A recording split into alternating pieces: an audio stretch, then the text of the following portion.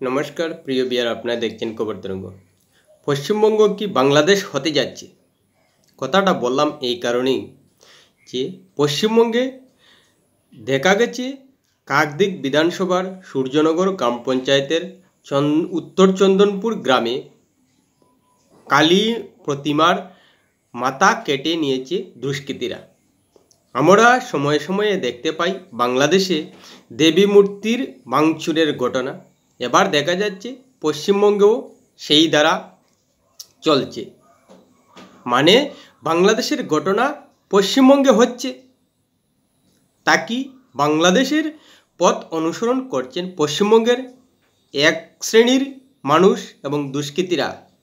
না হলে এ নিয়ে অবশ্যই তাদের প্রতিবাদ করা উচিত, জাতি ধর্ম বর্ণ নির্বিশেষে। কিন্তু সেটা দেখা যাচ্ছে না পশ্চিমবঙ্গে, যেটা বাংলাদেশে দেখা যায় না। বাংলাদেশের পরিবেশ কি পশ্চিমবঙ্গে এসে গেছে? সার্বিক কার্যকারণ দেখে মনে হচ্ছে যে এসে যাচ্ছে, কারণ এর আগে কিছু মাস আগে আমরা দেখতে পেয়েছি মুর্শিদাবাদের ঘটনা, এবার কাকদ্বীপে দেখা গেল। এ নিয়ে সমাজ মাধ্যমে পোস্ট করেছেন পশ্চিমবঙ্গের বিরোধী দলনেতা শুভেন্দু অধিকারী, এবং সেই পোস্ট করে তিনি বলেছেন, দেখুন, এটা ভাববেন না বাংলাদেশের ঘটনা, এটা পশ্চিমবঙ্গের ঘটনা, এবং পশ্চিমবঙ্গে বাংলাদেশের বাতাস এসেছে এবং জিহাদিরা এই ধরনের ঘটনা ঘটিয়েছে। এবং এও দেখা গেছে যে পশ্চিমবঙ্গের পুলিশ তৎপর হয়ে ভাঙ্গা কালী প্রতিমাকে তুলে নিয়ে যেতে, যাতে সাম্প্রদায়িক হিংসা না চড়ায়, সাম্প্রদায়িক উত্তেজনা না চড়ায়। কিন্তু দুষ্কৃতীরা কালী প্রতিমার মাথা কেটে নেওয়ার সময় কি সাম্প্রদায়িক ঘটনা ঘটেনি? সাম্প্রদায়িক হিংসা ঘটেনি? সাম্প্রদায়িক বিষয় হয়নি? কিন্তু এখন পর্যন্ত পশ্চিমবঙ্গ পুলিশকে যারা কালী প্রতিমার ভাঙচুরে জড়িত তাদেরকে গ্রেপ্তারের কথা চিন্তা করেনি। আগে চিন্তা করেছে যাতে সাম্প্রদায়িক উত্তেজনা না ঘটে, সেই হিসেবে দুঃসাহস দেখিয়ে কালী প্রতিমাকে প্রিজন ভ্যানে করে তুলে নিয়ে গেছে। সরাসরি ধর্মের উপর আঘাত করেছে। রাজ্য প্রশাসন, পুলিশ প্রশাসন কত বড় সাহস দেখিয়েছে পশ্চিমবঙ্গের পুলিশ। যারা এসব করছে সাম্প্রদায়িক উত্তেজনার কাণ্ড, তাদের বিরুদ্ধে অ্যাকশনে যাচ্ছে না, তাদেরকে প্রশ্রয় দিচ্ছে। কিন্তু যাতে সাম্প্রদায়িক উত্তেজনা না চড়ায়, তাই কালী প্রতিমাকে তুলে নিয়ে গেছে মণ্ডপ থেকে। প্রিয় বিয়ার, ভিডিওটি ভালো লাগলে সাবস্ক্রাইব করবেন, এতে আপনার ক্ষতি হবে না, কিন্তু আমাদের উপকার করে দেবেন। কি বলবেন পশ্চিমবঙ্গের তৃণমূল সরকারকে? তৃণমূল সরকার কি যারা এসব করছে তাদেরকে ডেকে এনে বুঝাচ্ছে যে পশ্চিমবঙ্গে যাতে কোনো ধরনের সাম্প্রদায়িক উত্তেজনা সৃষ্টি না হয়, সেই ধরনের ঘটনা ঘটাবেন না।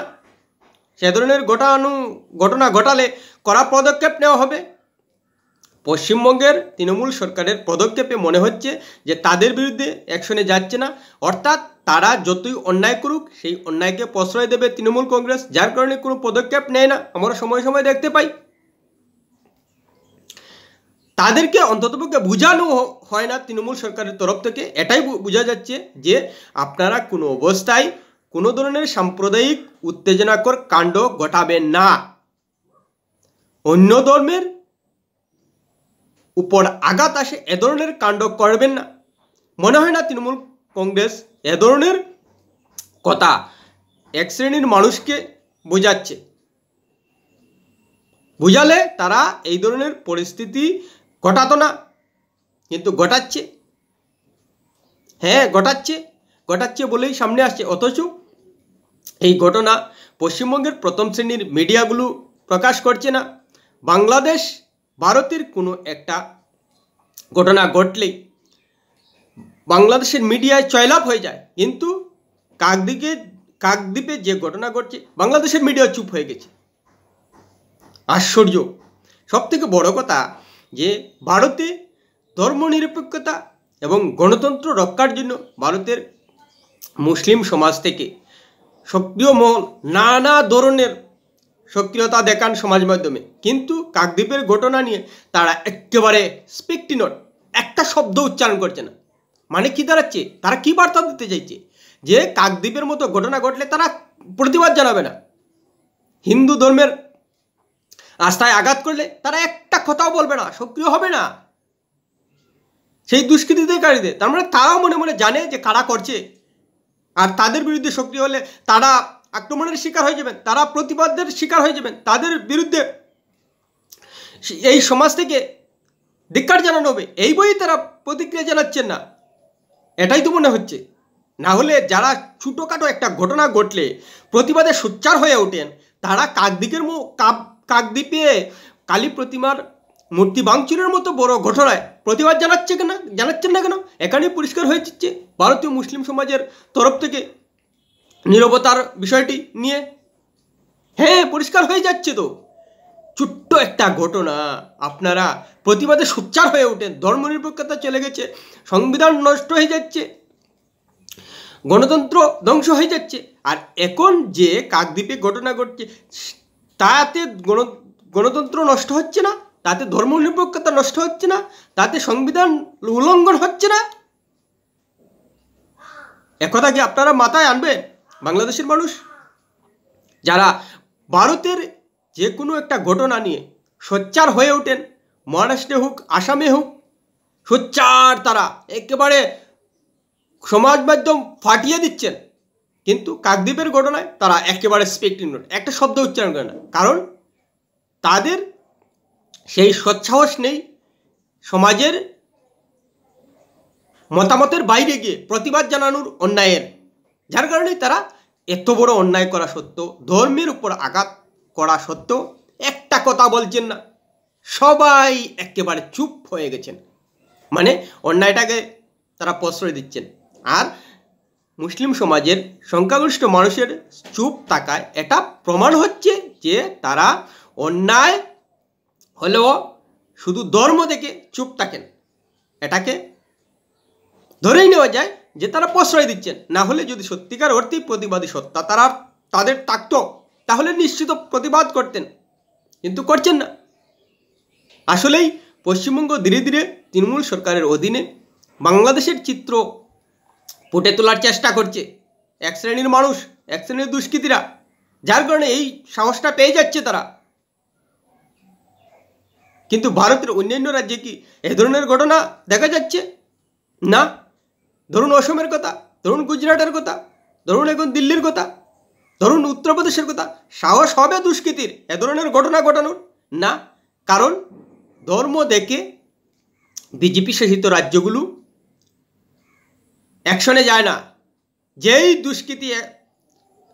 দুষ্কর্ম করুক কড়া পদক্ষেপ নেয়, যার কারণে দুষ্কৃতীরা ভয়ে কাঁপে অসম, গুজরাট, উত্তরপ্রদেশে কিছু করতে, কিন্তু পশ্চিমবঙ্গে করে দিচ্ছে। এখানে প্রশ্ন বারবার আসছে যে দুষ্কৃতীরা এ ধরনের ঘটনা ঘটাচ্ছে কেন? তৃণমূল কংগ্রেস তো ধর্মনিরপেক্ষতার কথা বলে, সবার সমান অধিকারের কথা বলে, কোনো ধরনের বৈষম্য করছে না কোনো ধর্মকে নিয়ে, তাহলে দুষ্কৃতীরা এ ধরনের ঘটনা ঘটাচ্ছে কেন? এবং পশ্চিমবঙ্গে হিন্দু সম্প্রদায়ের থেকে তো কোনো ধরনের অত্যাচার নির্যাতনের ঘটনা নেই, করলে রক্ষা পাবে। তৃণমূল কংগ্রেস ঝাঁপিয়ে পড়বে প্রশাসন নিয়ে তাদেরকে শায়েস্তা করতে। তারপরও দুষ্কৃতীরা এ ধরনের ঘটনা ঘটাচ্ছে কি করে? সাম্প্রদায়িক উত্তেজনা সৃষ্টি হয় এ ধরনের ঘটনা ঘটাচ্ছে কেন? ধর্মীয় অপমাননা করছে কেন? নাকি তাদের মধ্যেই রয়েছে যে সাম্প্রদায়িক উত্তেজনা সৃষ্টি হয় এবং ধর্মীয় অবমাননা হয় এ ধরনের ঘটানোর মানসিক ইচ্ছাটা? আমার তো মনে হচ্ছে এ ধরনের তাদের মানসিকতা রয়েছে যে অন্য ধর্মের ধর্মীয় অপমানন হয়, সে ধরনের ঘটনা ঘটানোর ক্ষেত্রে ইচ্ছা রয়েছে। না হলে পশ্চিমবঙ্গ ধর্মনিরপেক্ষতার ক্ষেত্রে তৃণমূল কংগ্রেস যথাসাধ্য চেষ্টা করে যাচ্ছে, তারপরও জিহাদি মানসিকতা নিয়ে এভাবে ধর্মীয় অবমাননা, ধর্মের অপমান করছে কেন তারা?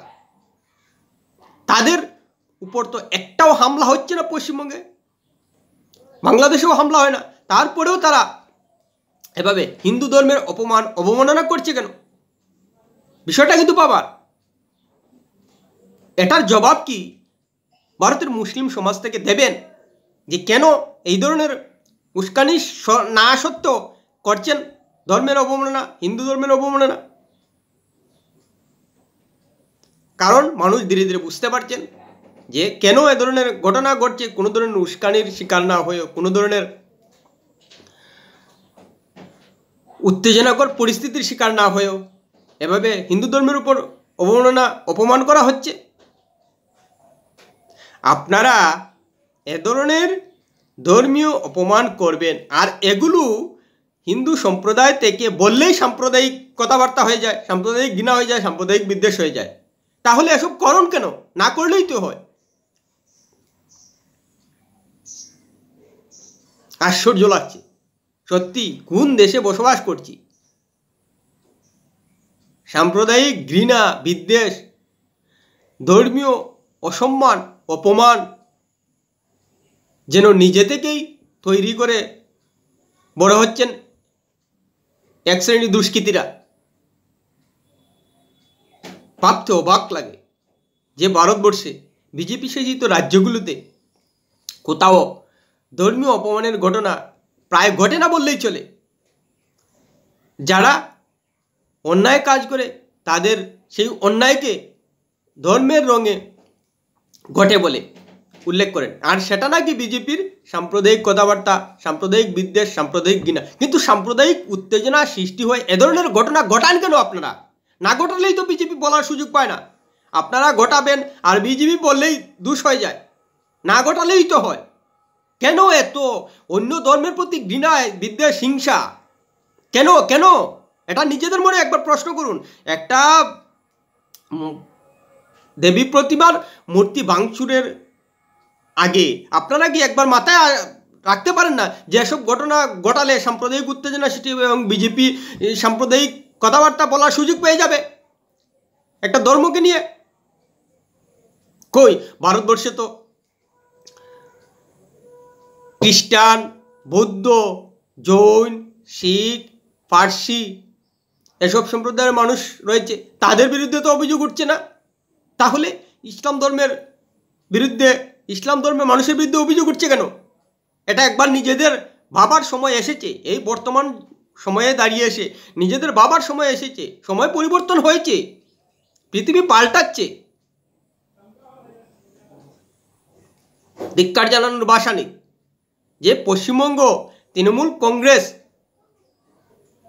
ধর্মনিরপেক্ষ, গণতন্ত্র এবং সংবিধান রক্ষার বড় রাজ্য বলে দাবি করে সেখানে ভারতবর্ষের অন্যান্য প্রদেশে যেসব ঘটনা ঘটে না সেই ধরনের সাম্প্রদায়িক উত্তেজনাকর ঘটনা ঘটে যাচ্ছে। তৃণমূল কংগ্রেসের মাথা লুকানোর জায়গা নেই, মমতা ব্যানার্জির মাথা লুকানোর জায়গা নেই। তার রাজ্যে এ ধরনের সাম্প্রদায়িক উত্তেজনাকর সৃষ্টির ঘটনা ঘটছে। তার পুলিশকে সাম্প্রদায়িক উত্তেজনাতে সৃষ্টি নয়, তার জন্য কালী প্রতিমা বিজন মেনে নিতে হচ্ছে। এই লজ্জা মমতা ব্যানার্জি রাখবেন কোথায়? তিনি বড় করে বলেন তার রাজ্য গুজরাট হতে দেবেন না, তার রাজ্য উত্তরপ্রদেশ হতে দেবেন না। তাহলে আপনার রাজ্য বাংলাদেশ হচ্ছে কেন? কেন হচ্ছে?